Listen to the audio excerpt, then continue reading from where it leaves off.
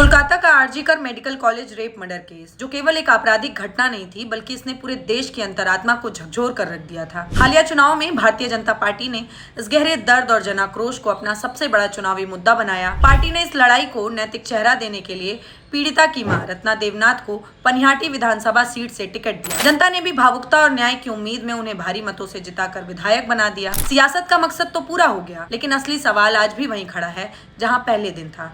न्याय कहाँ है? आज खुद विधायक बन चुकी रत्ना देवनाथ की आंखों में वही पुराना इंतजार और दर्द साफ देखा जा सकता है। सरकार बनने के महज 7 दिनों के भीतर न्याय दिलाने का जो भरोसा दिया गया था, उसे बीते 2 महीनों से अधिक का समय हो चुका है। वही रत्ना देवनाथ अब कह रही हैं कि न्याय अब तक नहीं मिला है। हालांकि उम्मीदों के इस धुंधलके में रत्ना देवनाथ आज भी सरकार की नीयत पर भरोसा जता रही हैं, लेकिन सत्ता के गलियारों में पसरा सन्नाटा उनकी इस उम्मीद को चुनौती दे रहा है। जिस सरकार को बंगाल में समान नागरिक संहिता यानी यूसीसी लागू करने की इतनी जल्दबाजी थी कि उसने 6 महीने के वादे को महज 2 महीने के भीतर ही अमली जामा पहनाने की कोशिश की, वही सरकार एक बेटी को न्याय दिलाने की समय सीमा पर मौन क्यों है? यदि यूसीसी को तय समय से 4 महीने पहले लागू करने की बात हो सकती है, तो फिर एक माह से किया गया न्याय का 7 दिनों का वादा आज 2 महीने बाद भी अधूरा क्यों? क्या कानून बनाना और न्याय देना ये 2 अलग अलग तराजू पर तौले जाते हैं? ये समस्या केवल किसी एक मामले या पार्टी तक सीमित नहीं है। एनसीआरबी के आंकड़े हमारी न्याय प्रणाली की सबसे बड़ी कमजोरी को उजागर करते हैं। भारत में दुष्कर्म के मामलों में कन्विक्शन रेट महज 20 से 22% के आसपास सिमटी हुई है। इसका सीधा और कड़वा मतलब यह है कि चुनावी रैलियों में जिन कड़े कानूनों का ढिढोरा पीटा जाता है, वो धरातल पर आरोपियों को सजा दिलाने में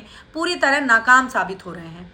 कानून कागजों पर तो कड़े हो रहे हैं, लेकिन न्याय की जो रफ्तार है वो बेहद सुस्त है। एक सजग नागरिक के नाते आज ये सवाल पूछना बेहद लाजमी हो जाता है, क्या राजनीतिक दल देश की बेटियों के साथ होने वाली दरिंदगी को सिर्फ सत्ता की सीढ़ी चढ़ने का जरिया मानते हैं? क्या पीड़ित परिवारों को टिकट थमा देना ही राजनीतिक दलों की जिम्मेदारी का अंत है? रत्ना देवनाथ की जीत इस बात का प्रमाण है कि जनता न्याय चाहती थी, न कि सिर्फ राजनीति। अब देखना यह है कि सत्ता के शीर्ष पर बैठे नीति नियंता इस जिम्मेदारी को कितनी गंभीरता से निभाते हैं, या फिर ये मामला भी वक्त की धूल के नीचे दबकर सिर्फ एक चुनावी इतिहास का हिस्सा बनकर रह जाएगा।